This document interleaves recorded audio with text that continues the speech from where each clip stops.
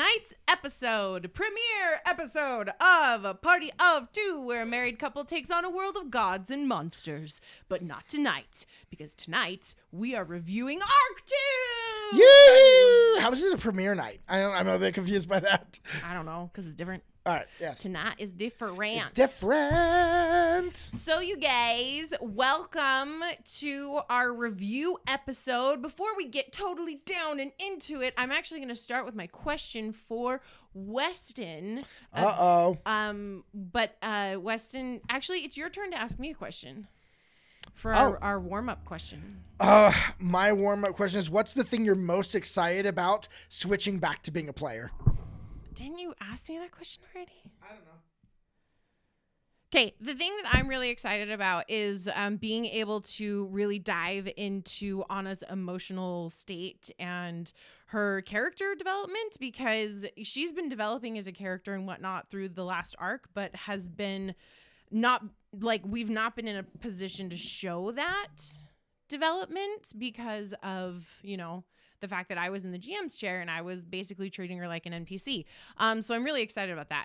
I'm really excited to dive into different aspects of her personality and different things that seem to be developing a little bit. A little bit with Az, a little bit. Well, it's interesting. It's going to be interesting.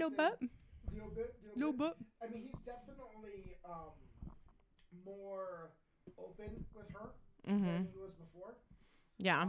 There is a real connection that has begun there, because for him, it's always been, back alley deals and covert ops and things like that. Now to have someone that he's actually working with on a more consistent basis, and it's different for him. And he's definitely had some emotional things happen. He has that have been kind of forced him to either rely on her as a confidant and a companion, or turn away completely from... My mic had turned off a little bit. Oh. It accidentally clicked the button. Oops. Whoopsies! But yeah, so there have been some really interesting emotional developments on your side, on Az's side, and so Anna's, we're going to get to see her kind of retro... Yeah. Hey, could you step my camera up a little bit there? I didn't actually check my camera, and it's just up. There you go. It's cutting off my head.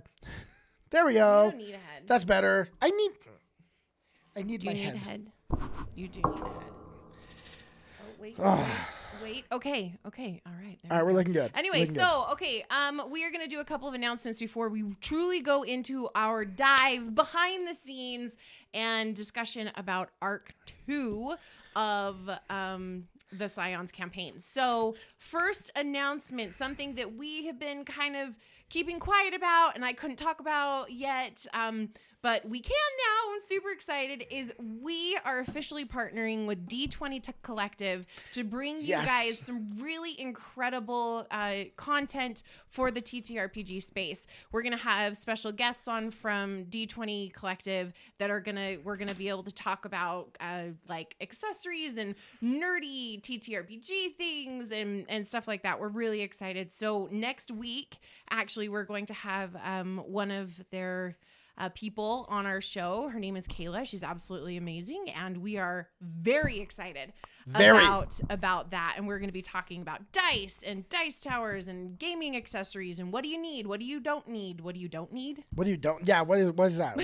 What do you don't need? What do you don't need? What do you don't need? So what's a need, what's a want, and what is seriously a waste of money? So we are gonna kind of have that discussion. It's gonna be super fun. Are you wanting your drink? I want my drink. My drink's over there. I want for to drink the twink. Well, I want for to drink. Anyway, so that's one announcement.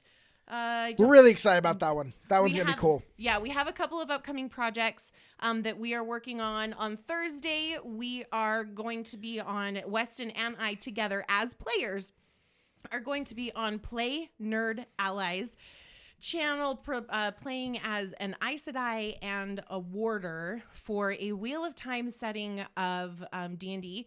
We are very excited and we are slightly nervous Okay, let me rephrase that. I am slightly You're nervous. very nervous. Hello, we got Delta flashback.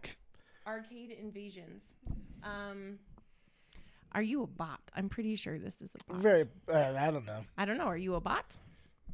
Delta flashback. Tell me if you're a bot. There's Synth Knight. Synth Knight's here. Woo woo. Sorry, we just got our chat up. Anyway, so we are going to be doing that on. I am definitely not a bot. Okay, good. I'm so glad you're not a bot. We get botted every once in a while, We do. and I have to check. So I call people out on the stream, not in a mean way though. We love you. Thank you. Thank you. But yeah, for so rating Thursday and during the day, so it's going to be at 12 o'clock Eastern time. Yes. 10 o'clock Mountain time. I like to raid with a cool message. I like that. No, I like it. Do you know what's funny is Alien Invasion, which I don't know if this is anything to do with your arcade invasion thing, but Alien Invasion is one of our kids' favorite games when we go to the arcade, and it's set up specifically so that you die. The better you do, the faster you die in the game. And I always feel really bad for a 4-year-old who's like going to town and he's like actually doing really good, and then everything starts speeding up and then he dies. I always feel really bad, but he gets tickets. He does. He gets his tickets. Anyway, so yeah, that's Thursday, gonna be in the middle of the day on Thursday, 10 o'clock Mountain Standard, 12 o'clock Eastern time, and it's going to be for about 3 or 4 hours. Yep, so it's Dungeons & Dragons 5th edition for the gaming system, but takes place in the world of Wheel of Time, taking place right before the events of the book series or the TV series, which also starts soon. I know, we're so excited about Kind of the reason why they're doing this is in preparation for that release. And so, like she said, she's playing a warder. I'm sorry, she's playing an Aes Sedai. I'm her warder. We also have, if you're fans of the books, we have a Aiel Aiel male who can wield the one power. Yes. And then there's also, I don't remember who the last character, what their thing is. I don't remember. I think but they were I think there's 5. Are there 5 of us or 4 of us? I don't remember. I know they were gonna have a tinker, and I wish they'd had a tinker in there. That would have been interesting. But the thing is, tinkers can't fight. Like they are complete non-violence. Is their thing. It's called the Way of the Leaf. That's a problem though, because if you had a tinker and an Aes Sedai, neither can attack people. The Aes Sedai can't if her life's in danger. Yeah, so she's just going to go put her life in danger so she can attack people. Yep, exactly. Essentially, what she's going to do. I'll be totally honest, you guys. I'm really nervous about this because the Aes Sedai are such a huge part of the Wheel of Time setting that I feel like there's kind of like this expectation and weight on me. So if you watch and you know a lot about Wheel of Time, don't call me out too badly. Don't worry, I'll help her. I've listened to all of them. He's my warder. I'm your warder. Oh my gosh. Anyway, so we're doing that with Play Nerd Allies. I am going to be on a cast or a 4-part series game with Check D's Out. I'm going to be a player in that, which is going to be really fun, and it's a setting in their homebrewed world. So that starts October 26th, and that is at 2 o'clock Mountain Daylight Time, 4 o'clock Eastern Time on Tuesdays for 4 weeks. And then in November, I'm doing a thing with Hercules, which that's still kind of a ways out. And then in December, we're doing a Witcher campaign. There's lots Witcher of stuff happening. one shot in celebration of the TV show, second season coming out. We're going to be playing the TTRPG of The Witcher. So we're busy. We are busy individuals. A lot happening. Anyway, all right. I think that's kind of all of our announcements. Podcasts are up to episode 20. I am finishing loading up the rest of this arc. So you can check that out under Party of 2 RPG on all of the major podcasting platforms. And we are up to date on our VODs on our YouTube channel. Yep. At Party of 2 RPG. So you can go watch all of the previous episodes from both our arc or season 1 and number 2, which we just finished, and you can watch all of that. There is also a 8-minute video that'll go through season 1, and I'm going to be releasing this week one that does that for season 2. So if you want to get caught up and be up to date for season 3 to start, you can watch those videos and know all of the key moments and the introduction of all of the key players. So it's super fun. Should we do you want to roll the tape? Should we roll the tape? So this is a bit of a highlight reel.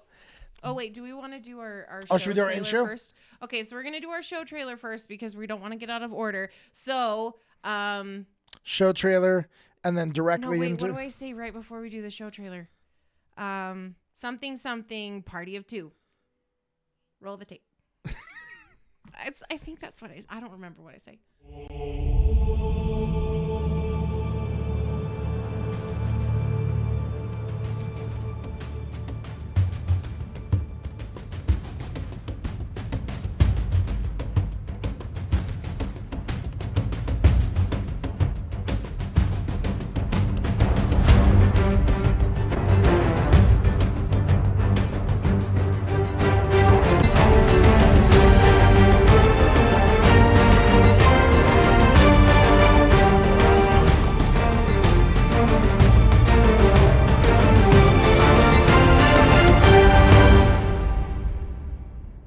Very rude of me. My name is Alea. Hello, I guess we have not actually been introduced. You just saved our lives. I apologize, very rude. I am Sir Michael Sinclair. I am the official tailor and fabric maker for the Queen. No, not the Queen, excuse me, for the Domina. It's difficult to remember all the different titles. And this is my daughter Sophie. Ears that flap down and this big derpy jaws. The derpy jaws. And Bruce says, hello? What are we doing here? It does. So she just comes up with her dagger and runs up and then jumps on this wolf, which is way bigger than she is, and just jabs it down straight into the jugular vein, rips out the knife as blood starts to spurt from this wolf. My darling boy. Oh, shit. And that's where we're going to end tonight's episode. Oh, no. Well. So this is where you come in. Tonight at the ball, every member of court is going to be there. All of the heads of state, all of the important individuals of Ravenel. Mm-hmm. I would like you, at all possible, to look at 2 individuals for me. Of course. Get close to them. Try and figure out who they may be connected to. Thank you. Well. And Anna leans forward really quickly and says, Sir Michael, do I have to wear the shoes? The dress goes on in, and she says, I need you to get Captain Rogers, please. And Captain Rogers! Captain Rogers!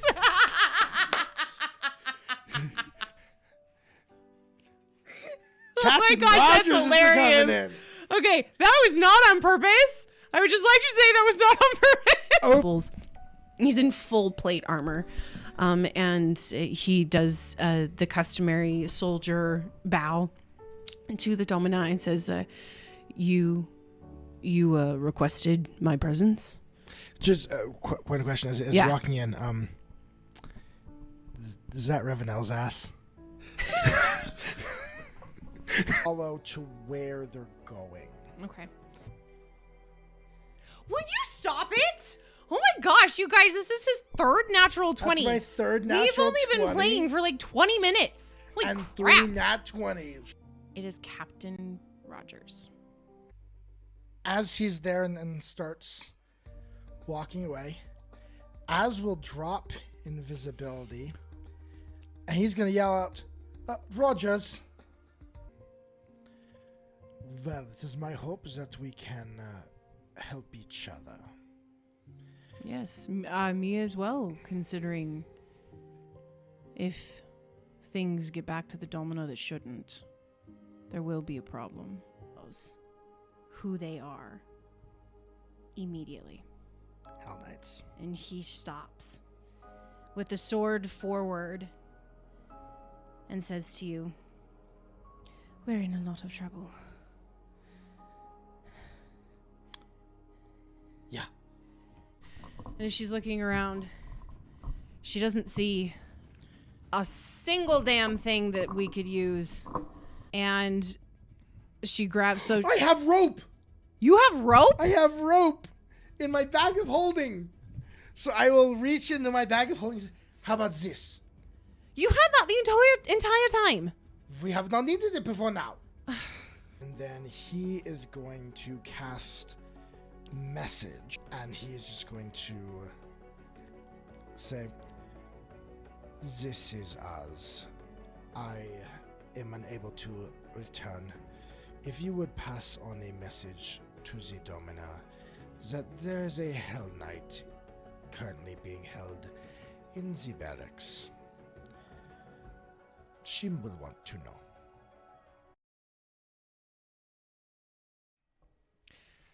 So that was a little highlight reel that Weston put together to give you guys a kind of reminder. Just kind of some of the like things that happened. I'll go over some of the things during this arc of the story. In the last 14 sessions. Yeah, this arc focused a lot on some political intrigue. Yes. My character as a sorcerer has a very high charisma. Mm-hmm. And since we don't have a rogue, I took high deception, I took thievery, I took different things like that, which mixed well with that type of drama kind of arc. And I'll be totally honest, when we started in this, and I was the GM, for anyone joining us for the first time that doesn't know, we actually switch off who GMs per story arc, or what we're going to call now seasons. So for season 2, this was my turn to kind of dive in, and I really didn't know what to do because we were in the middle of a forest, and we had just escaped the hellish Citadel Infrarak, where Anna, as a Hell Knight, had basically just broke her oath, and as a slave, was running away from his master. It was like I didn't know where to go. So it took a little bit of time for me to find my feet. But once we did and really got into it, then I was like, yes, political intrigue, court things, assassinations happening in other countries, which we didn't really get to talk about very much. No, we didn't. But it's pretty fun. It was fun to figure all of that out. And so starting on this upcoming Tuesday, I take over. And I have to pick up exactly where she left off, which I have to say, I kind of left you in not a fun spot. You left me in kind of not a fun spot because a lot of stuff is not resolved. No, but there's a lot of it that I gave you liberty to do with as you will. I know, but it's an interesting difference. At the end of campaign season 1, I left you pretty much everything I had was tied off. Mm-hmm. Whereas with mine, you've left me a lot to pick up, which there's one benefit. I know exactly kind of what I have to do in some aspects, but also a lot harder because now I have to pick up your threads while they're still dangling there. Mm-hmm. There's a lot of threads, and it's so let's start with at the very beginning. So we, at the very beginning of the story arc. Let's start from very, very beginning. Let me start and give a quick recap of season 1. Oh, I thought we were going with in the beginning, there was the word. No. Okay. No, in the beginning was Pharasma. In the beginning was Pharasma, and she was a badass. So, in our campaign, if you're new to this stream, which Delta, I don't know if we've had you on here before, so... and Triflet, I don't know if you have been here before either, but welcome. Welcome. Hayley's character, who is Andoriana, since I was the GM, she was kind of the main character of campaign 1. Mm-hmm. She was a tiefling Hell Knight, which from Pathfinder, Hell Knights are a lawful neutral or the lawful evil order. Yeah. And she had been kind of made to join. And you were there in Citadel Infrarak, which is mainly magic users who summon demons and devils to do their bidding. Mm-hmm. You got caught up in some intrigue there, missing persons case that you were given as a newer, as an armiger, which is kind of like a rookie, a beginner. Yeah. And you're sent out for this missing persons that no one wants to deal with. Find out that actually the people were being kidnapped and taken into Citadel Infrarak itself, having their souls sucked out of them, and that one of the council members of the Hell Knights was using soul magic to build an army of clockwork mechanical soldiers. Yeah, automatons, basically. Yep. You had to, you were helped by Az, my character, who was a slave to one of the signifiers and a covert operative of the Bellflower Network. A network. Which is a smuggling smuggling organization for slaves outside, like to get out of Chile. Yeah, they are the Underground Railroad that you had during the South during the slavery era for halflings who are enslaved in Cheliax. Yeah, they're basically the Underground Railroad. So he helped you with getting out of Infrak. Because I was about to be killed. Yes, you were. I was causing enough trouble that I had a Lich King literally silence me for a little bit, and then I was gonna die. Like they were not happy with me. Well, you were mouthing off to Lich Kings. Well, nobody was standing up to them. You know, like yeah. Oh, that's a really fun episode. If you guys like, I think it's episode 8 or episode 9. Yeah, that she mouths off to the Lich King and like in the middle of a big council. It's really quite. I was really upset. So he helped you escape through the bowels of Infrak in a cavern that was opened up, and you discover there a series of gates to most of the different realms of the Great Beyond. Yeah. So like the Boneyard to the Abyssal Plane, but all of the ones to the Abyssal were kind of destroyed. All the but they had all the heavenly realms, all 3 heavenly realms, Elysium, Heaven, and Nirvana.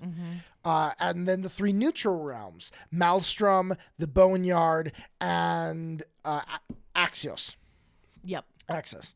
And those 3. And so, but we went through there, fighting some undead and other creatures, and then came out on the other side of the mountain range into Revenel, who had seceded from Cheliax. They were a free country. They were where all the slaves generally ran away to. Yep. And so we got ourselves to a safe house, and that's where I handed it off to you.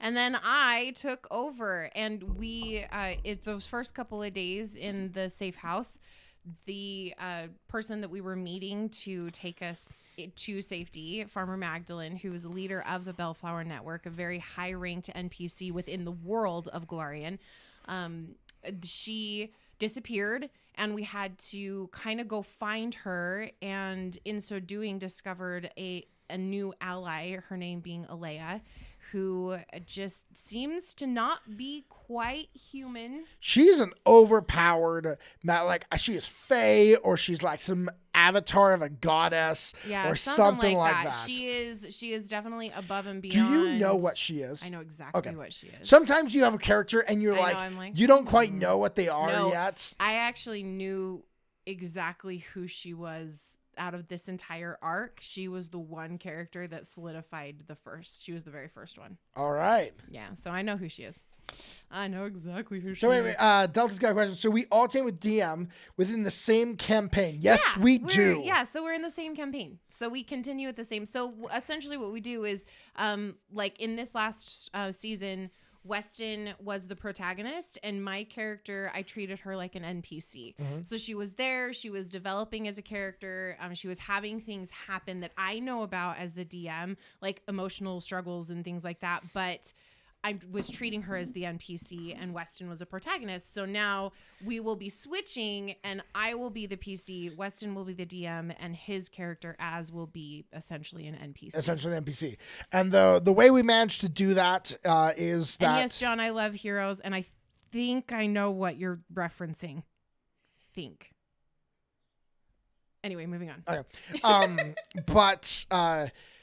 the way we do that is that we focus the events of the story on things that are important to the other character. Which is why we ran so heavily. I ran so heavily with the Bellflower Network at the beginning of this arc. Well, and there's a scene that was in that clip that I played for you where there's a woman she's introduced to, and you see my reaction of like, holy crap. That's because my character was a slave, sold into slavery within hours of being born, according to what she told me. I thought it was weeks. And that was his birth mother. Like, he's been in slavery his whole life, and that was his birth mother. And it was like, yeah, okay, we'll get to that part. So they get through they find Farmer Magdalene, meet Alea, and end up going as a small little group without Alea, with 3 other halfling slaves that they were getting to free. And Siegfried the horse. Siegfried the horse, which was a gift from Alea, who was not quite a horse either. He was a horse, but not a horse. He was like common. He was like Mr. Ed. Oh, Wilbur. He didn't speak though. I know. It's so funny. He didn't speak. But they began heading up to Kintargo, where Farmer Magdalene had plans to kind of get the halflings to another area to get them to safety, as basically as far away from Cheliax as they can possibly get them. Along the way, they met Sir Michael St. Clair and his daughter Sophie and their guard Ulfric, and he turns out to be quite the wonderful companion who is just flamboyant and all over the place. Well, and as is an Azimir, and the daughter of Michael is an Azimir as well. And so they kind of bonded over, being Azimirs.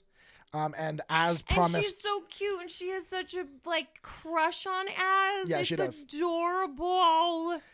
And Az doesn't know what to do. He's super No, Az has no clue what to do. He is and avoided. Sir Michael is trying to bring Az into his little family as a son kind of thing, and not in a weird creepy way, marry my daughter, but in a I feel fatherly towards you, so I want to. And Az is 30, so it created some really fun RP experiences of Az and Sir Michael trying to have a relationship that was more than just a patron and whatnot. It was fun. It was. The one where he tried to give you the talk was hilarious. Oh yeah, she's now you understand that she has a crush on you. I'm like, huh? What are you talking about? Because Az has been an extremely focused individual for all of his life. In the Bellflower Network is his life, and I'll drop a little lore here for Az. We're getting Az lore. So Az was sold to, as you find out in Campaign 1, to Titus, who was a signifier. Very, very powerful, high-ranking signifier within the Hell Knight orders. Yep, which signifiers are the magic users of the Hell Knights. And he was interested in experimentation into life force energy. Kind of a bit of a Dr. Kevorkian, Nazi concentration camp experimentation type things. Yeah. Twin, if I inflict enough pain on one twin, does the other twin feel it? The pain too, yeah, that kind of stuff. And because Az was an Asmir, it was interesting. It was interesting to study the life force. Plus, he was interested in certain abilities that angels have, and the Asmir are supposed to have. Yes, but Az, little tricky boy, kept them hidden. Yep. Well, the one actually that he was interested in is a feat that I didn't get. My character didn't get until the next. We were in the next arc. So which one was it? My blood hurts fiends. Oh yes, and I haven't played with that at all. No, you haven't.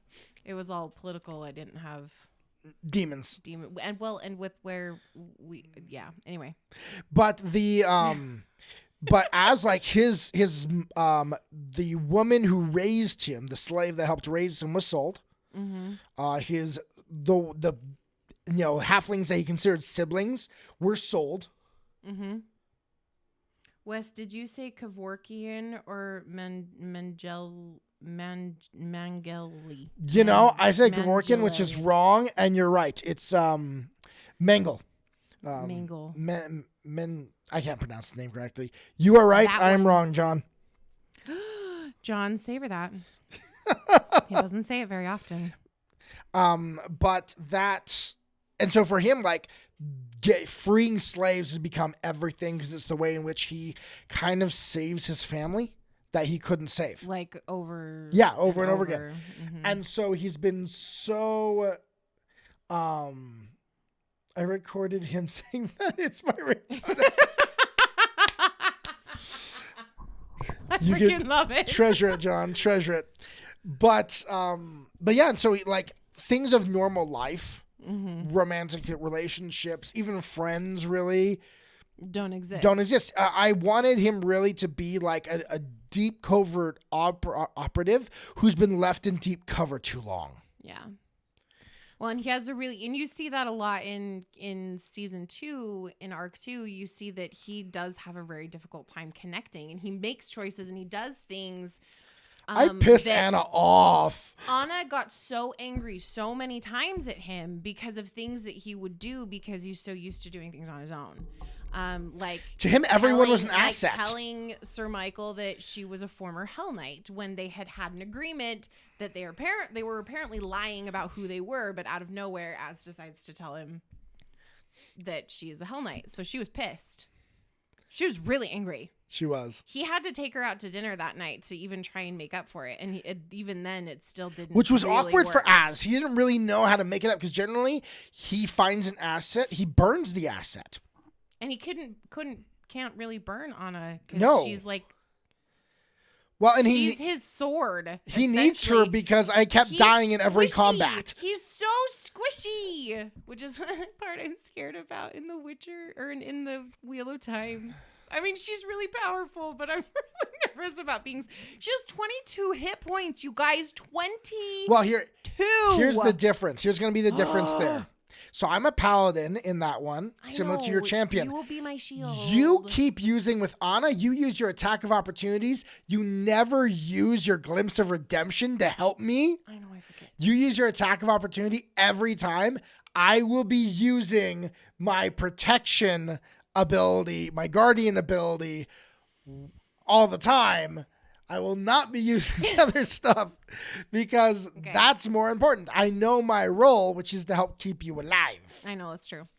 Anna doesn't know that role. No, Anna is like very much his protector, and Alea at the very beginning of this arc had asked her to stay with him and to keep him safe and protect him. So it was like she feels like a duty now, and she also doesn't have really anyone else to go or anything to do, so she is just kind of hanging out.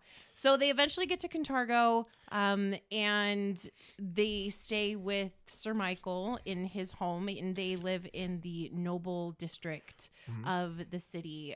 It's actually set up into all of these different districts, and the green district is where all the nobility live, and the domina, or the queen, is in that area. And that was really where the political intrigue began. Yep. A lot of it, they were going up to, Az and Anna had been sent by Alea to go investigate a missing person who was a member of the network, the Bellflower Network. And so Az was like, yes, I will go and find and save and do. But instead, we get pulled in from the Domina by Michael. And I'm like, oh, okay. Like, there was a part of me that wanted to find a way to ditch him. Like, straight up ditch him. But I was like, I knew you were going to want to go that way. And if you did, I had ways to whatever, but if I really hoped you didn't. But I please stay with him for at least a little while.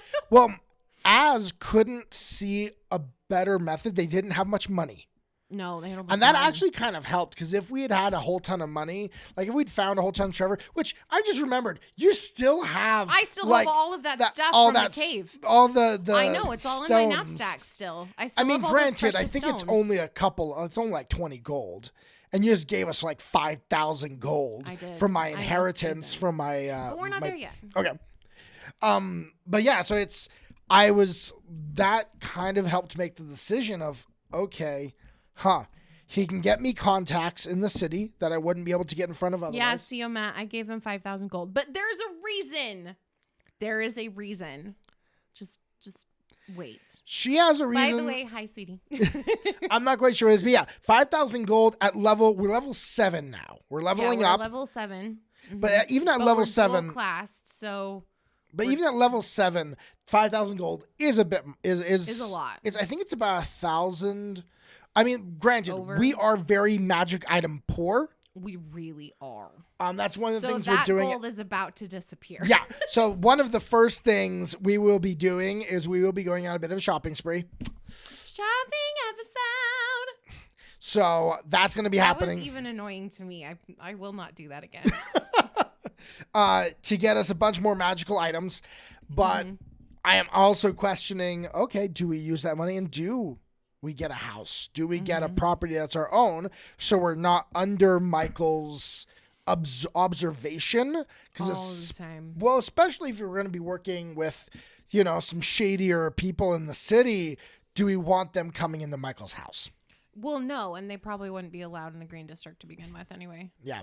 So, yeah. So we get to the Green District, and Anna and Az are introduced to the Domina and given kind of an interesting rundown of what's been going on in the area. And, yeah. Well, and then she, I mean, mainly she needs... freaking wrote all this, and I'm like, yeah, she needs help. Stuff. She doesn't have any... She is unsure who she can trust in her own court. Yeah. She trusts Michael. Michael trusts us. We're definitely capable. We don't have enough experience there to have any allegiance to anyone else. So it does make sense to try and grab us as an asset and try and use us. And this does come up. There's an attack in the middle of the night, the day of the ball.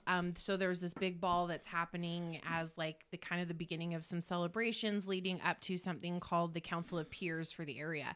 And the morning of the ball, Az and Anna are brought into the Domina with this pretty intense, like, pounding on the door. The guards are there. They're ushering them. They're, like, taking them out of the house, and they're taking them to the Domina and ushering them in. And it turns out that there's been an attack on a facility called the Cloven Hoof Society, which is a outreach program for tieflings who have been pretty much a displaced. halfway house. Yeah, it's basically a halfway house for tieflings who are looking for work.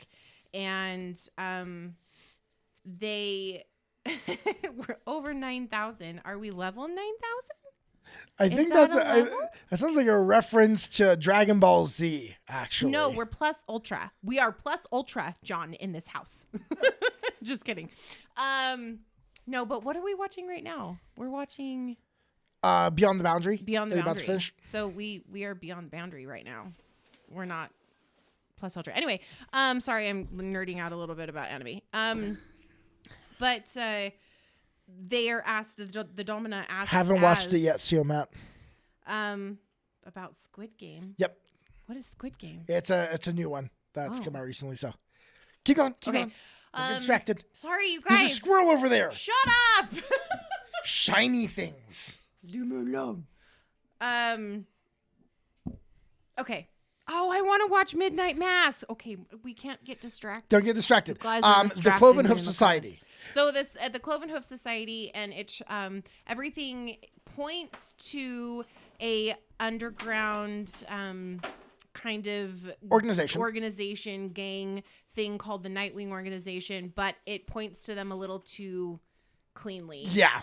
Az read that super quick. Yeah. So the Domina has asked for Az's help specifically because of his 30 years of experience in clandestine organizations and stuff. So they are sent off to investigate with Captain Rogers, Captain Rogers. You guys, I literally did not.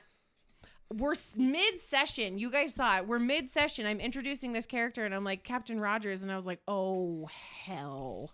Captain Rogers. I'm just eating it up. I'm like, Captain Rogers. It was Frederick Rogers. Of in my head. It was Frederick Rogers. And so I never put the two and two together. And then farther into the session, Weston's like, wait, what's his first name? I'm like, it's Frederick. And she's like, so it's like Fred Rogers. And I'm like, oh my God. So either way, she was damned if she did, damned if she didn't. That's very true. We were going to have Captain America in our show no matter what. It was either Captain America or Mr. Rogers. So they go with Captain Rogers and they go investigate things. And it turns out Mistress Alea is also in the city. Which we still don't know anything about that. You don't really know why she's there. And because we left the ball, we didn't get a chance to see her there. And that's a thread that I don't even know what to do with picking that up. Don't touch it. Don't touch. Touchy. Just touchy. Just don't touch the thread. So we find out that Miss Alea is there and that she is very entwined with the Cloven Hoof Society as well. There's a group of tieflings who treat her with trust and respect, so they know that there is definitely something happening there. And this is one of the fun things of what we have done, because all of that Cloven Hoof Society, all lore from Adventure Paths, or what is called modules in D&D. It is all lore, true and friendly and everything. We've done definitely did your research. We've tried. I tried really hard as we went into Kintargo to make it very in line with other things that have happened in the world of Golarion and in the actual published and canon history of Revenel. That mattered to me a lot. I think it's because I felt like I didn't know what I was doing, to be totally honest. I get that. Like, I really wanted to make sure that I had all of that information down. But it makes it really cool for people who know Pathfinder, because they'll recognize the places and the individuals, like the different people that are in charge. All of the nobility are like canon nobility from Kintargo. I did mess with their histories a little bit, but...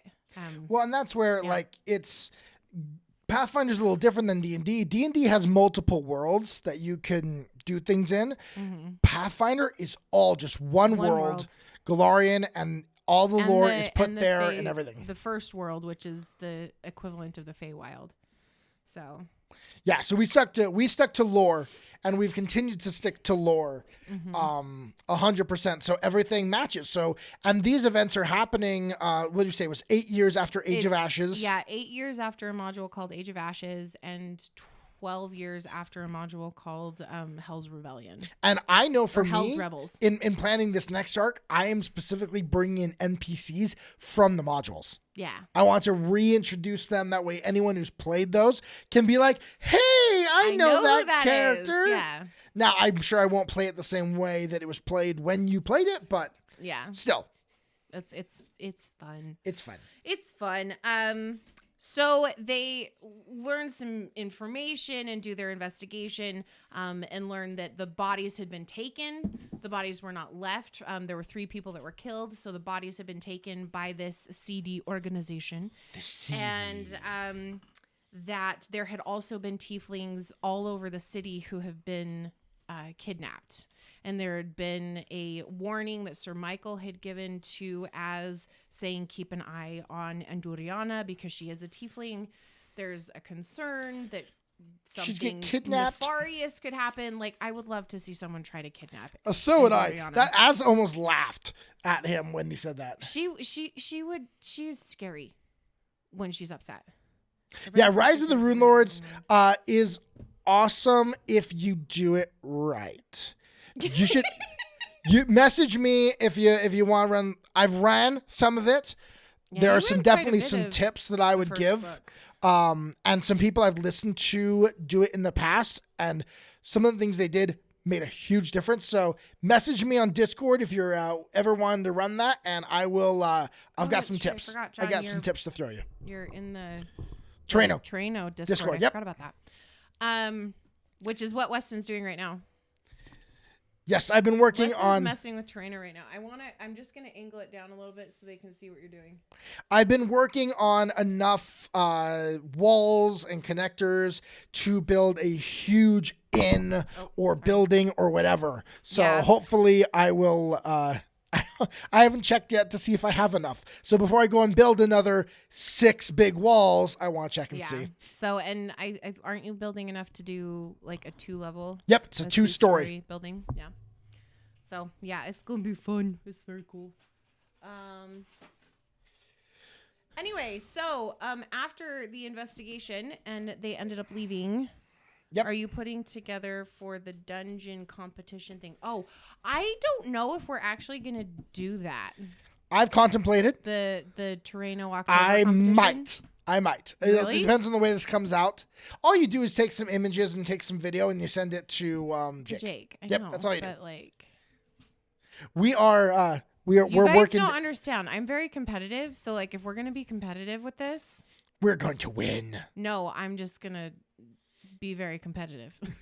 Which we're working to actually get Jake on the show. We are on our Monday night. We are working on getting Jake on the show. So hopefully that can happen soon. He is an extremely busy man. Yep. Well, he's working on getting the next editions of the manuals and stuff like that. Yeah, and the new castles and a lot of work. Yeah, lots. So they go back to the house, to Sir Michael's house, and they get dressed for the ball. They end up having to go to the palace before they're completely dressed, and as does some sleuthing, because it never takes men as long to get dressed as women. Sleuthy. Did some sleuthing, went and spoke with a kind of a consort of the Domina, and they had a little bit of a showdown, a little bit of an argument thing. Domina does, or the consort, his name is Dominic. He does not like As, like not even a little bit. He's an easily intimidated man. He is surprisingly easily intimidated. Well, not okay. I wouldn't say intimidated though, because he's not intimidated. He's never had his position with the Domina challenged, and he feels like you are there challenging that position. Yeah, it's because I'm pretty hot, you know. Well, you're an Asimir. And, like, you can do, like, lots of cool magic-y things. Sexy. And the Domina is a magical... She has magic. Yeah, true. So, like, he sees you as someone who matches her on a different level than he does. So, he's very intimidated by that. So, I guess intimidated is a good word for it. Yes. Yeah, anyway. So... Anyway... They proceed to the ball. Anna, of course, is wearing what I would consider my dream dress. If I could ever have a body to wear it. But it's gorgeous with a cape and like whatever. Anyway, they go to the ball, and throughout the evening, they do see a couple of individuals that are very suspicious. Some shady. Vashnar. Call that is such a hard word to say. Vashnar still, who is the head of a home, and his right hand, Halturo, are both kind of suspicious. Yeah. And so those are actual, like, you didn't make those up. That's the reason why you're like, these are kind of hard. Those are the names of the nobles in the houses in Kintargo. All right. So and Vashnar still halfway through the ball ends up leaving, and Az and Anna track him down. And this is where Weston had 3 natural 20s in a row last session. And I was like, WTF is happening right now. It was awesome. It was like this encounter. So I was so happy at that. Like, because I knew that you had set it up to where, I mean, I was most likely going to lose him. I didn't really see a way. We don't have a ranger in the party to like use massive, amazing tracking skills. I have a 3 in survival. Yep. I'm not even trained. Anna doesn't have a survival either.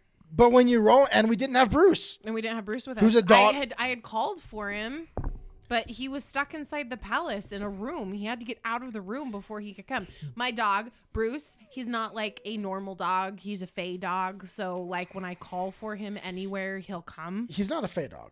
Well, he's kind of a fey dog. So her dog, and actually this is a bit of lore and explaining from this is kind of a homebrew thing. Well, a little bit. So what we did is that Hayley as a Anna as a champion, one of her options is to get an animal companion. Mm-hmm. And we're like, okay, how do we get an animal companion? You wanted that as one of your feats. How do we build it into the campaign? Exactly like Tornado. Oh, yes. Mm-hmm. So we're like, okay, how do we build this into the campaign to work? And so I had the idea, well, we had Bruce, who was your little figurine that you'd gotten as a magical item. Figure. Mm-hmm. And so I thought, well, what if Az used some magic and from that brought the animal into the real world as a bit more permanent, a bit more like Dritz from D&D and his panther. Because that's the way it works. It's actually a figure. It's a little statue that he gets, and it pulls her out of the ethereal plane. Oh my gosh. Sorry, guys. She it's been a long day. Into his plane whenever she's around. And so if she dies, she goes back to that plane. Yeah. And so I figured Az could use that figurine, do some magic-y stuff like that, and then we could work it the exact way that you do in the game, because in the game, if your animal companion dies, it takes you 1 week to go find some other animal to bond, which I always thought that was lame. Oh yeah. I've got this huge, or like Frumpkin. Somewhat. Wait, Frumpkin. Who's Frumpkin? Frumpkin. Isn't that Caleb's? Is that Caleb's in Critical Role? I believe so. Why am I suddenly blanking on that? Because you're tired. Caleb's cat. Yeah. Okay. Yes. I'm tired. And if you guys saw my tweet today about how the most unrealistic aspect of D&D is that you get 8 hours of rest. 8 hours of rest. That actually did really well, you guys. That was liked over 1,000 times. I can't believe that. That's kind of crazy. It is. But so Az brought it out, and now it's a permanent creature. But if it, I remember that he kicks the cat and it disappears. That was really funny. But if he dies, I can do it to where it just takes a week for him to re-manifest. To be able to re-manifest from the ethereal plane and you to bring him out. And so then it fits with the game mechanics, but you get to keep Bruce. I get to keep Bruce. Yeah, Bruce. My little dog, Bruce. I love Bruce. He's a Cane Corso. He's actually based off of a Cane Corso that has a YouTube channel. His name is Bruce Wayne. And his owner's name is Jason. And they are great ambassadors for the Cane Corso breed. Anyways, so on the way back from so they follow the carriage, and he gets the 3 nat 20s, and he manages to slide around the carriage in a very small alley that really should not have been any way for him to do that. Wasn't that another nat 20? That was a nat 20. That was another nat 20. So he's able to follow Vashnar still down this darkened alley and go find the person that he is meeting, who turns out to be dun dun dun. Who is it, Weston? Captain Rogers. Captain Rogers. In this case, he's a bit more of the Winter Soldier. Oh my goodness. So it is discovered and revealed that Captain Rogers is one of the heads of the Nightwing organization, who was put into place by Vashnar still, but has gained enough power that he can kind of mouth off to Vashnar still and tell him what to do. Well, Vashnar still is just he's an asset. Honestly, he's like, you've got money, you got connections. We've used you, but now you're in so deep you can't really get out. Yeah, pretty much. So they end up having a discussion. He sends Vashnar still away, and Captain Rogers does. And the three of them, Captain Rogers, Az, and Anna, end up having a discussion about mutual destruction as well as mutual aid. Well, yeah, they've got a organization that has pretty much busted into their territory, and they can't get rid of them. No, they can't. So it does turn out that there is an organization that has slowly infiltrated into the city that is basically stuck to the shadows. There's been no outward trying to take area or anything like that. It's been very onesie twosies, but they have been kidnapping tieflings within the city. But then they are never seen again. So they're either being killed or they're being taken. I'm really intrigued to find out why, because I still don't know why they're being taken. Yeah. And that's something that I will most likely not really touch on in my arc, because I don't know the answers, and I know you've got stuff to do there. Yep. So I'm very much like, I wonder what this is going to be. There's some of it that we'll have a discussion about it, because there is some of it you can mess with. And I can give you some information that is not going to ruin the plans of your arc, of some individuals or entities or gods or monsters.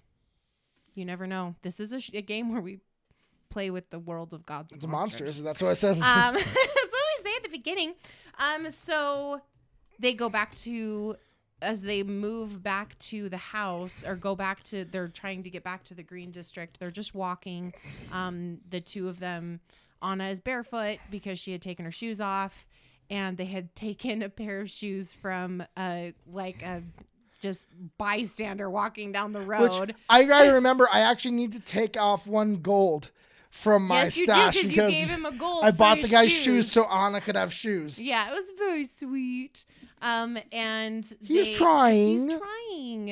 They're walking kind of arm in arm, and she has her giant sword. A giant sword, because she doesn't have hers because they didn't stop back at the house. And they come around a corner, and standing in the middle of a courtyard are 2 Hell Knights. Yeah. From the Order of the Chain, which is an order of Hell Knights that are tasked with hunting down and bringing back to Cheliax escaped slaves. They're here for me. And they are there. It became very apparent very quickly. They are there not to kill, but to capture. Yeah, to take me back. Which is why one of them died and the other one was taken. So is this the time when you tell me what was in the cutscenes? I haven't watched them yet. No, because you still have to interrogate the Hell Knight. Okay. That's true. I'm not going to tell you jack diddly squat. Until I've interrogated. Until you've interrogated, and then I can have you go watch the cutscenes. So there are 2 cutscenes in the in this season of what's happening with these 2 Hell Knights before they meet our heroes. So if you want to go watch those on our YouTube channel, you can. The link is below. Oh, hey, you just found your wallet. He was looking for that earlier. Because I'm very intrigued. I definitely wonder what, because one thing to just hint that there's Hell Knights, but enough to where you did multiple cutscenes. I really am intrigued on what's going on there. Mm-hmm. Yeah, super fun. And that's something that I really enjoy doing, is giving the audience little pieces of information that the player doesn't get. And if we were working with multiple players, it would be information the multiple players don't get. But I think it's fun. It creates this really interesting, oh my gosh, they're coming for you kind of thing. Well, and you think about it, in books you get that. Yeah. And it's something that is used by authors to build tension. Mm-hmm. And I think it works for this too. It does. It's almost like I was an author. Almost. But not quite. Anyway, so that's kind of like all of the really big points of the season. I think that's it. That's kind of like all that that's like all of the information that we got through. What I did want to kind of do is do kind of like a behind the scenes back, like what were we thinking as players when certain things happened. So when there is a very end scene, it doesn't have a lot of bearing on what's going on in the story right now, but there was a dream that Az had with the god Nethys. Yes. And I want you to describe, Weston, I want you to describe the dream. I want you to kind of describe the notes that you remember, the things that you remember from that sequence. Well, the coolest thing is that, so Nethys is the god of magic. Mm-hmm. And I remember that you had it to where I was walking through this forest of trees, but all the trees were made of paper, like rolled scrolls. Yeah, so they started in a normal, like, coniferous forest with the big leafy trees and stuff, and then as you walked, all of the trees slowly became scrolls and pages from books, which I thought was so cool. Because as the god of magic, he's also kind of the god of learning and education. So that was well, and that's where it's interesting doing this the way we're doing it, where we switch off like this. And we're married, and so like that. We're married, yes. You guys. 13 years this month. In 3 weeks. On the 23rd. But it's really interesting because there are moments where picking up pieces of my story or pieces that I dropped before, you get this oh, I'm so proud of you. That was so cool type situations that occur. I love it. You're adorable. But that one was one that was really cool. And there was something he was saying I was not ready for. Mm-hmm. There was a book that he wouldn't let me look in and things like that. Well, And it was kind of like there's this information. So you go into this clearing, and Nethys is there at the table, and he's got kind of the two-faced thing going on. One side of his face is heavily scarred and very ugly and grotesque looking, and the other side is beautiful and looks as if he is a god. Because Nethys is crazy, and there is a physical manifestation of that on his body. Yep. He has two parts, one that wants to basically destroy the world, and one that wants to learn all of the things and keep it running. So they're constantly in conflict with each other. And so it was very interesting, and I'm like, I want to know what that was. Happy 4th anniversary on the 22nd. Oh, happy anniversary, John. Aww. That's so cute. It is. Anyway. But I at this point, I mean, I have no idea what it was still. The part of that sequence that I remember that I really loved was when he got really angry. There's this point where Nethys gets really upset about something. Didn't I challenge him a little bit? Yeah, you challenged him. And he did not like that. But he flexes, and the entire forest around him flexed. Yeah. And kind of did this like the Matrix thing where it kind of reverberated outward. Like the scene where Neo kind of yeah, where he does the thing, and he flexes, and it all of the ripples. The forest does that, and made a skittering sound because of all of the paper rubbing against each other. That's right. I've forgotten about that. Yeah, it was cool scene. Super fun. And I still, I like that. That is one to where I'm still you left me with nothing. Yeah. And the only thing that dream really showed you is that there is something more.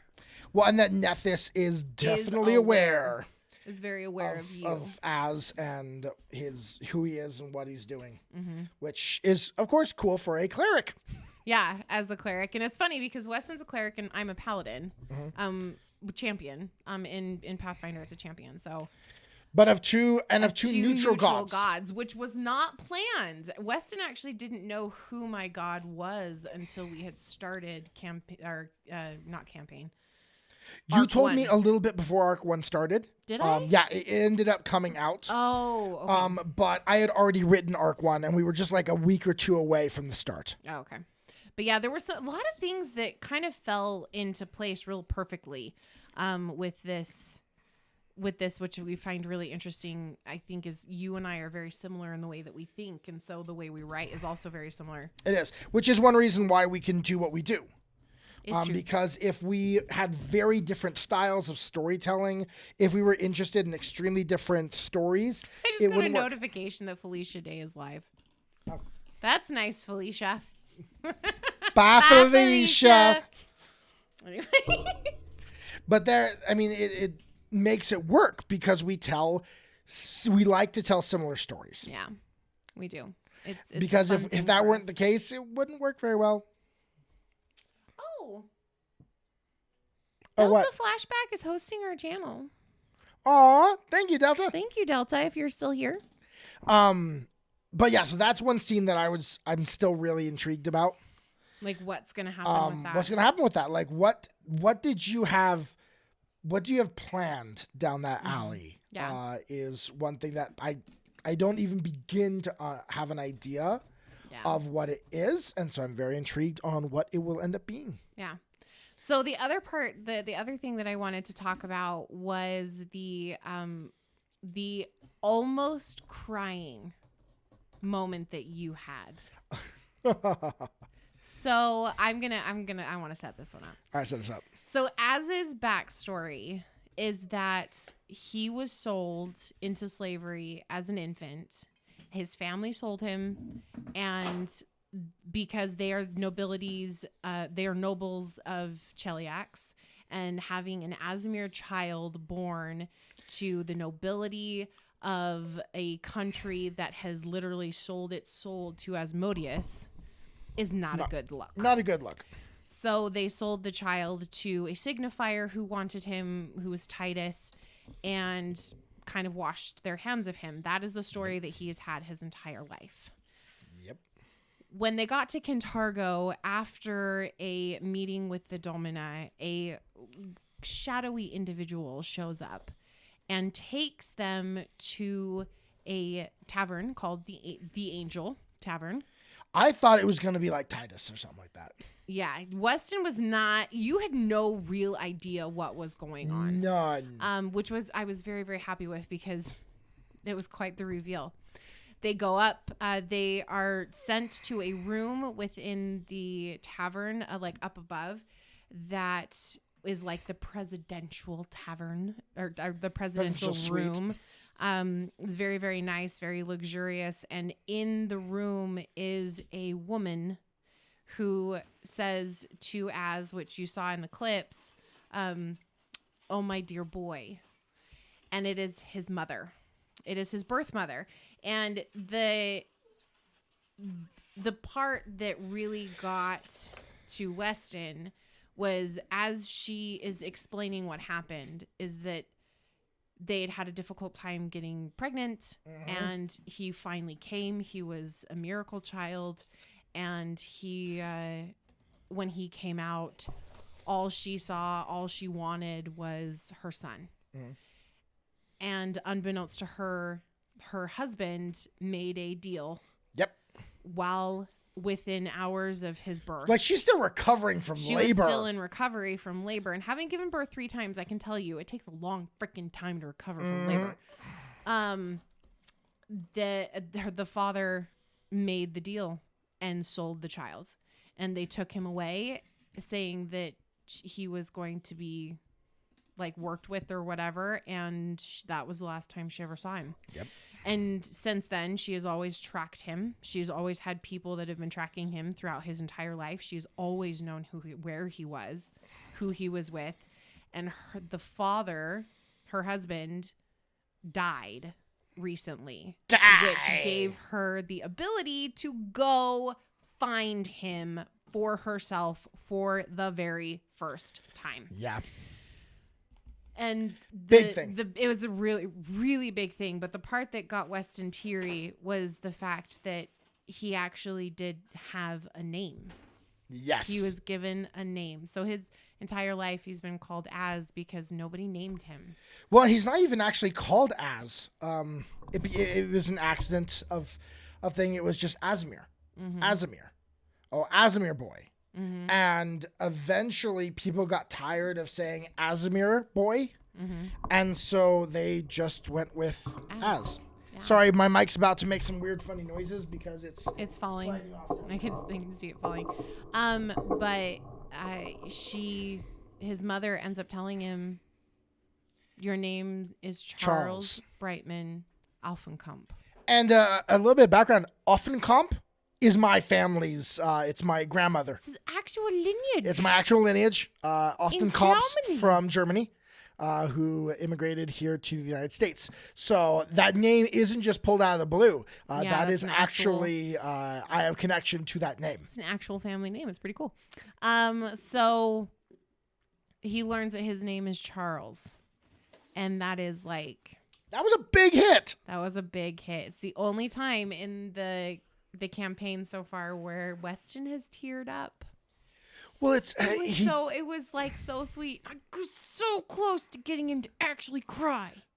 No, you weren't. It was so close. You teared up. You thought I was close to crying. I teared up, but I wasn't going to cry. You were close to a tear, a single beautiful glistening tear going down your cheek.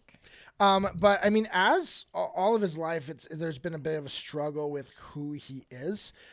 He has major issues with all sides of his lineage, because you've got the Alphenkamps who sold him, the angelic side of him that has done nothing for him but be a problem. And so in his mind, the angels and angelic realms have abandoned him. And so he has real big issues with every aspect of his lineage and genealogy of who am I, and doesn't even have a real name. Oh, that just made me think of a song. Oh. And so to then know he was given a name for him was like a boom punch in the face. Like, oh, And like since then, I have questioned for Az. Will Az at some point ask to stop being called Az? Yeah, and I don't know. I don't know yet what he'll want to do. That'll be a really big deal if and when that happens. Because Anna has been very respectful this whole time of whatever he wants to call himself. I mean, she wasn't okay with calling him Az, but after a while, she was like, okay, fine. It just kind of, it's easier. Yeah, it is. It's just easier.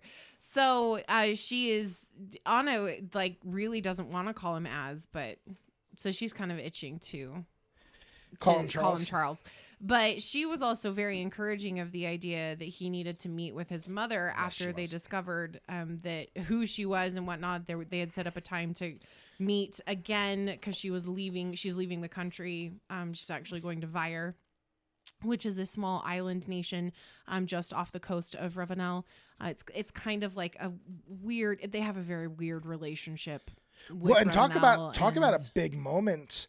As I didn't even plan this, but I'm like, hey, I'm sitting in my room. I know that my birth mother leaves.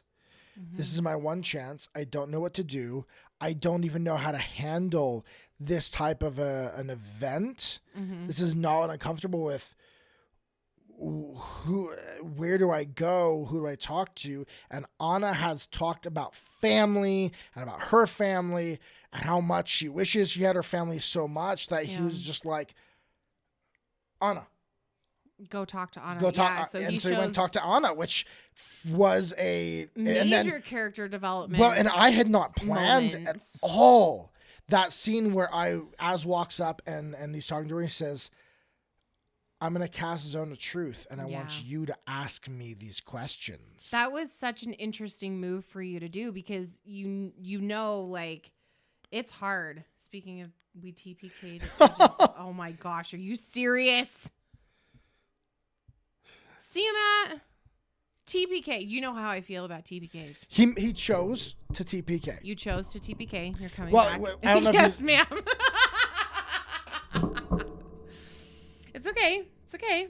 Each their own. She'll forgive you. It's fun to come back as a sorcerer, though. Woohoo. I like sorcerers. No, you don't. You're terrified of it. I am terrified of playing a sorcerer, but I like sorcerers or wizards or magic users. I mean, they're cool. But I'm just really scared to play one. But that moment when you cast Zone of Truth, it was very because Anna hates Zone of Truth. Well, Anna hates being forced into something. She hates being forced into anything. Yeah, so that was more about her being scared that he was going to like ask her questions or something, I imagine. But then when he said, I want you to ask me.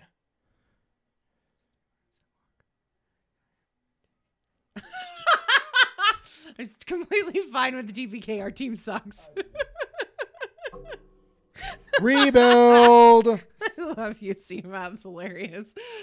So Anna had a really hard time with that, but then when she realized that you were casting it so that I wasn't going to ask her any questions, yourself to tell the truth, in that moment, I mean, that was like a freaking smart move. Because how many times in life do we legitimately wish we could just like know what our inner thoughts were? Yeah. And be like, I want to know exactly how I feel about this. So that was a boss move, babe. Boss move. It was an interesting moment. Definitely, I was like, okay, what would he do? Is Az going to be able to be honest with himself in this moment? And I decided that no, he wouldn't be able to be honest with himself. And he's smart enough to know that. Mm-hmm. So what would Az do? And that was what Az would do. That's what he would do. It was really smart. It was a brilliant move. But that was a major development of your character because he'd never really reached out to anyone else before. He hadn't. I mean, he'd always been, with the Bellflower Network being a covert agent like that, there'd never been anyone to lean on. Mm-mm. No, it was always just him and him alone, and he had to like figure everything out on his own, and that's really hard to do. Period. Like regardless of who you are. So it was really great to see that type of character development happen during the story arc and during the season, because there was a lot. I felt like there was a lot that grew. There grew a lot. Character growth. Season. I think there was a lot of character growth. Well, and I was kind of happy with where things. And I dig into the psychology of my character a lot. I don't want to force my character to do anything that my character wouldn't do on his own. Mm-hmm. And I was very happy that things were able to kind of build naturally in their relationship, because that's going to make it much more fun in the next campaign, mm-hmm. the next season. In the next season, as I do more things, that they are going to have more of this friend connection, as opposed to a bit of an adversarial one that they had they definitely season 1. had in campaign or in season 1. That was they really struggled in season 1. Oh yeah, there was to struggle. Be nice to each other, because Anna was just so annoyed with so many choices that Az was making. She didn't like him. No, she did not like him. As lies, he cheats, he steals in order to achieve his ends. Anna is very noble. She's actually a lot more lawful. Yeah, she's pretty lawful. I would have assumed, but it actually makes sense having been with the Hell Knights. Yeah, it makes sense. She's been with the Hell Knights since she was like 12 years old or so. So 12 or 13 years old, so it makes sense. But yeah, so I'm really excited to start really digging into Anna's stuff, because she's grown a little bit during this arc as well, in the idea that she's wearing dresses now. Yes. She's okay with wearing dresses. She did discover that she kind of likes wearing dresses. She kind of enjoys it a little bit. She's ruined both of the dresses that Sir Michael gave her. Yes, she has. But she likes them. Anyway, but yeah, that's kind of... Did you have any moments that you were like, these were really memorable moments for you in this? I think you've named most of them at this point. I really enjoyed building the terrain for the Glass Canyon. That was cool terrain. It was. Building the terrain for the dire wolf encounter as well, because we used the wagons and like the wagons were gorgeous. Should I go grab them? You should grab them. They're not in here. I'm gonna go grab the wagons for those who haven't seen the wagons.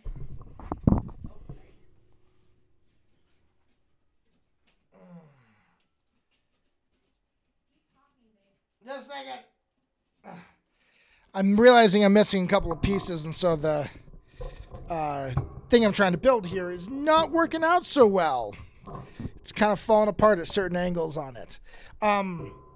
But yeah, so terrain, I'm excited for a lot of the terrain I have to build in this next arc. I like building terrain, and we get to do some new things, but that's also why building terrain takes a lot of time. And one reason why I'm dedicating a lot of time recently to building terrain is I don't want to have to build the terrain when I'm also trying to plan the story and create the NPCs and all that stuff. Oh, our mod is keeping back your comments, John. Hold on. Some don't because they're dumb. That's fine. Beat your butt. I think that's the big thing. Allow the comment. Sex-based terms. Do the other one too. You can allow the other one where he says that people are dumb. There you go. Haha. We gotta get that fixed before our next one, because it keeps falling off and it makes loud noises in the recording. Oh dear. When sorry, I guys. tighten that. So sorry about that. Sorry. Yeah. So there we go. Now he's got both of his comments. Okay, we just gave you. We don't have moderators because we're not that cool. Yeah. So you got your wagons. Show the wagons again. So these are the wagons. So this is the kind of carriage covered wagon kind of thing that I imagined Sir Michael and his posse daughter would be in. Sorry. Trying to keep it in frame. It is made out of actually I'm realizing I can probably do it this way better. Yeah. Maybe. Oh, there we go. But it is made all out of Dollar Tree items. They are this wooden part is a upside down like bar, and then The leather pieces are fake leather items, like just strips of leather that I got, and then there's just some like little rope pieces. And the wagon wheels are craft paper that I used my Cricut to cut out the things. So there's like 4 of these little pieces, and yeah. Anyway, so there was that. So yeah. Anyway, and then this is the one that's really kind of cool. These are just little boxes that I painted and then put on this really fun little thing. So anyway, these wagons were cool. They were fun to make. They were very cool. I felt very cool about them. So let me ask you this then. What are some things that you are wanting to see in this next arc? What are some things that you're wanting to do as a character? What are some things you're wanting to do maybe as a player, game mechanic things? Like, what are you looking forward to outside of just being a player now? Yeah. I think, Anna is really interested in tracking down her sister. Mm-hmm. Excuse me. So her kind of backstory was that her parents were killed, and she was taken because they were actively proselytizing or proselyting for asthma, and who is not an approved deity in Cheliax. Who is not an approved deity in Cheliax. And so her parents were taken and killed in front of her, and she was taken, as was her little sister, but they were separated. She was sent to a monastery that was a kind of like teaching young girls how to fight kind of a monastery. She was very, very good. And she was basically given the choice of you either conform, or we're going to kill you. And the way we're going to resistance is futile. Yeah. The way we're going to make you conform is send you to the Hell Knights. And she was like 13, maybe 12, 13 years old when this happened. 'Cause she was just fighting everything. She was fighting everything and everyone. And it was really difficult, for the leaders to handle her. Mm-hmm. So she has been in the Hell Knight Order since she was like 13. She's 19 now. And she's like, her big thing is finding her sister. So that's like, that's what she's focused on a lot of. And that's one of the biggest reasons why she agreed to do all of this to begin with, was because agreed to help. Well, and Farmer Magdalene had said, we'll send out our resources to see if we can find her. Yep. So. Well, and it was interesting because I remember when Az kind of proposed that to Anna. Were you surprised by that? Because you definitely, Anna definitely acted very surprised when he was like, "We'll use the network." Yeah, because she's not used to people helping her, if that makes sense. Mm-hmm. Like, she's always played this role within the Hell Knights of being kind of the best at everything. And as an armonger, she was very, very good. But yet a bit of an outcast. Yeah, but she was always kind of an outcast, and she never allowed herself to get close to anyone. Mm-hmm. So even her best friend, Stella, in the Hell Knights, she was still not super close with her. Sure. So she's not used to someone just being willing to help. And she definitely feels like there were ulterior motives with that, but she's, at the same time, she's still getting what she wants. So she's kind of like, okay, I guess we'll go with that. Well, and I know she had, Az had kind of wanted her to leverage, because that's what he does. Mm-hmm. And she felt weird about that. Yeah, she did. She's not a negotiator. She's not a deceptive individual. She literally punches people in the face if she can't figure out how to not be deceptive or how to be deceptive. Or if there happens to be a box of kittens. Or box of kittens, punch Max in the face. So that's kind of, she'd like to see that. I think she's never had a home of her own as a young woman, being on her own. And I think that is something that would be fun to explore, this idea of creating a home and being like belonging in a space. Got that. Like, that's kind of something that would be fun. And I am excited to explore her backstory a little bit. needing possibly some people from her past, and of course hitting things really hard with a sword. I think that early on you were kind of like, combat, but now you're like, thank you, John. I get you. Hit stuff. I know. Now Yes. I'm kind of liking combat a lot more than I did before. I do like hitting things a lot. I have, which is funny, is like I did create this kind of tragic backstory for her.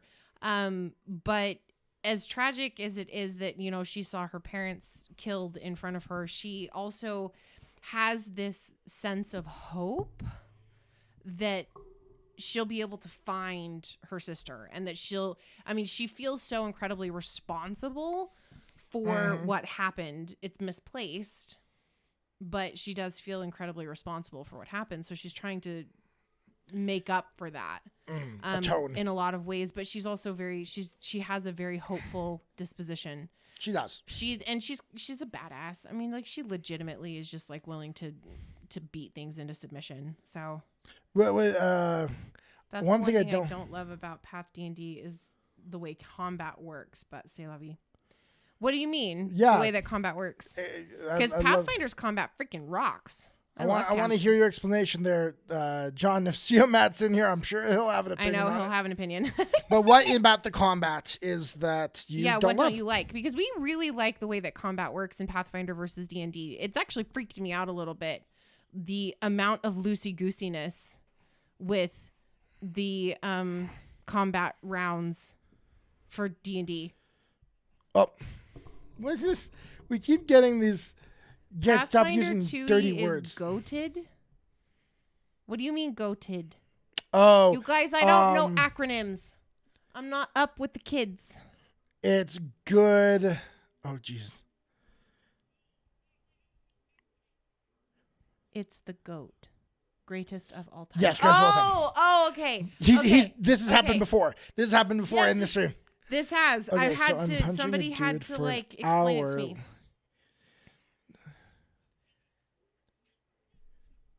The only HP. You're right. So John's right about one thing, is the idea that you get the guy down to 1 HP and he's still hitting at full power. Full power. That is very, very true. So you might be interested in the Witcher. Yeah. TTRPG system, because in that there are stamina points that you have to use in order to do different abilities. And if you used up your stamina points, you can't hit as hard. Yeah. They make the combat significantly more realistic, especially because like you can react to the action every time. Yeah, every round, every time there's an attack, you get to react to them attacking you. And you got a couple different options there. You've got the option to block, to dodge, or to riposte. And each one takes a different amount of stamina from you to do those. And from them, they do things, and it takes stamina from them to do it. So you might enjoy that system because it's got a lot of that nuance to it. It does. It is kind of a crunchy system, though. I wouldn't say it's any more crunchy than these other ones are. The interesting thing about the way it's set up is character creation. It generally has you roll for everything. Yes, that is true. Like your backstory, what's your, history of someone. Like, according to the rules, you actually roll for all of that. But you don't have to. Don't purchase a hero point. Oh, yeah, not tonight. That was still on. Don't purchase a hero point. But that does bring something up that we do need to talk about. You guys, we need to have a discussion. Yes. We're having a serious discussion tonight. Hayley? So you guys know we're parents. We have 3 little boys who wake up at the butt crack of dawn. Weston has a job that he works at 5:30 in the morning because his coworkers live in Russia. Yep. And I'm just always tired. So, we are making a change for season 3 starting next week. We are going to be pre-recording our episodes, releasing them live on Tuesday nights. However, we are going to be in the chat, but this is all in an effort to actually have the episodes go up sooner. So you're not up till midnight. So we're not up so late. If this and time, you're not up so and late you guys either. don't have to be up so late. So the time we're only going to be moving it back just a little bit. We're going to be starting at 7 p.m. Mountain Daylight Time, or I guess Mountain Standard Time. Yeah, it'll be standard. Because very soon it's going to be standard. I think our clocks go back soon. Very soon, yeah. Yeah. But excuse me. But so we're going to be starting at 7 p.m. Mountain Daylight Time, and it will go probably until about 10. So 7 to 10-ish. But we are going to be in the chat, both Weston and I. Yes. And we can answer questions, or we can engage with you guys a little bit more. Generally, when we're doing the campaign, we are ignoring chat. We purposefully do that too. But this way we can really engage with you while we're doing stuff. And kind of laugh together at what we do or don't do and stuff like that. John, you can still make us laugh because Monday night is not changing. Monday night will still be live. Monday Tuesday night campaign will be pre-recorded. Yeah, Monday night is still going to be live and large and in charge and here, and we're going to be able to talk with you guys live through the stream, but it's just Tuesday nights that we are going to be going to pre-recorded. So besides the fact that we're tired and adults and whatever, we also wanted to try out a new time, but since our boys' bedtime is 7:30, it makes it impossible for us to that's change early the for time. most people. Like we can't do any they can't go to bed any earlier than that. No, they can't. And there's no way in heck we're going to be able to do it while they're awake. Yeah, it's for multiple reasons. And if this goes well, and like if we have more viewership and we get a good response from doing it earlier in the evening, we will figure out a way to resume doing these sessions live on Tuesday nights starting at 7:00. But this gives us a little bit of freedom to play with the timing a little bit, because since we started back in May, it has been 8:30 on Tuesday nights. And we've had a lot of people say that it's too late for them. That's way too late. We have a lot of people on the East Coast or in Europe that have made comments about wanting to watch the stream, but it's too late for them to get on and watch. So we're going to move it back a little bit and see if that works. If that works, yep. So, yeah. And trust me, you guys, we've really struggled with this. In the idea that we know that we kind of have a core group that we've got going on and we really do appreciate you guys, and we really love this little community we've built. It's just 1 hour earlier. Yeah.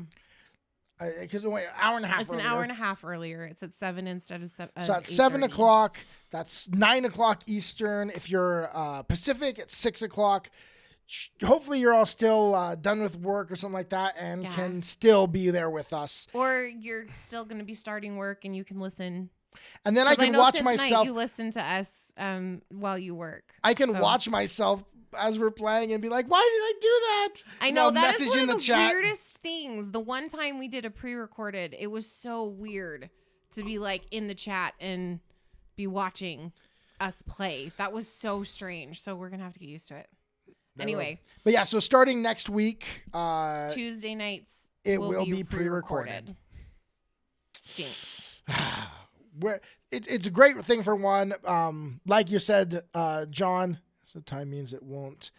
Oh, yeah, well, sure. That's cool. That's true. Arizona, it will not, because they don't have the daylight savings. No, wait, he's in Arizona, so he's at our time. So it'll still go back to 7:00 though. If he's in a part where they don't do daylight savings, then so it'll actually when our daylight savings time changes, there'll be an hour. Okay, I get. There'll be a Pacific time zone. I get you. So it'll change by a half hour. Yeah. For him, because we're doing it at 7, right? Mm-hmm. So next week we'll be at 7 on Tuesday. We'll be at 7:00. Mm-hmm. I don't know if we've said that enough. Tuesday at 7. Oh, geez. Sorry. It's Tuesday at 7:00. But yeah, and again, I mean, your hero points will go away in that, but we're going to give you some, we'll figure out some other stuff for chat points. We're going to be doing, instead of channel points For hero points, we're going to be doing channel points for naming NPCs, and we're also going to do bits for purchasing monsters if you would like to, that will be integrated into the next session. Yep. So all of this would be in the next session. So an NPC name, if you want to name an NPC, or if you want to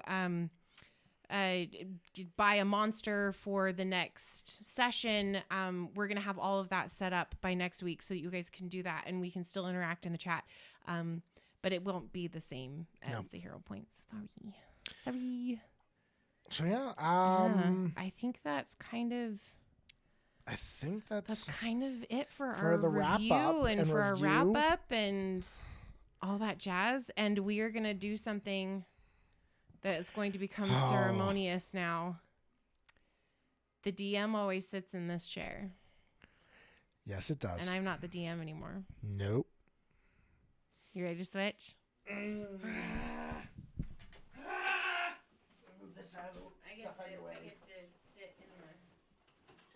get to sit in this chair now. Oh. I know this chair is broken. And there we are. And we have now switched. So now I'm in the GM You're chair. in the GM seat, and I am in the PC seat. Can get ready for a crazy ride for this next arc. So if you have anyone that you know that has not watched or is like, it's a lot to try and catch up, we will have 2 recaps videos on YouTube. Yep. One for our story arc 1, one for story arc 2. They can watch both of those in less than 20 minutes and then be ready to launch with the start of season 3 on this adventure. Yep. So remember, Monday night is going to be our special collab with D20 Collective, with Truffelette, also known as Kaylee, who is from the company, and we're going to be talking accessories. What do you need? What do you want? And what is an absolute ridiculous thing to spend money on when you are gaming? We are really, really excited about that. They are an awesome company, awesome organization. So we're going to be doing that. And then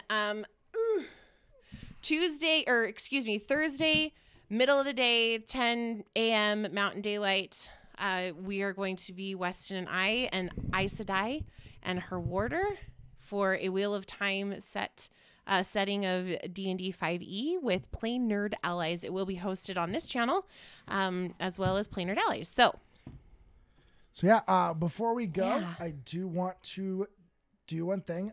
John, you're still on here. I want to show you. There's a couple of pieces I still need to make, but I want to kind of show you what I've got. Don't move it. I'll move the camera. Oh, you're going to move the camera? Okay. I'll move the camera. So this is his build. This is what he was working on. He's going to move la camera and show off our extremely messy room.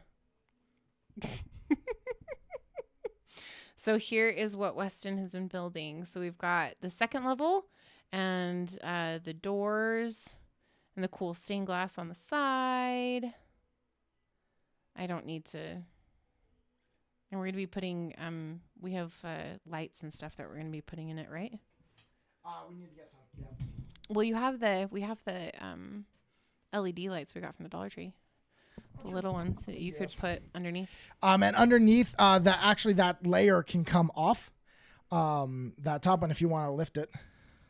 Okay, everything's gonna fall apart, but I'll. You just gotta disconnect on 2 spots.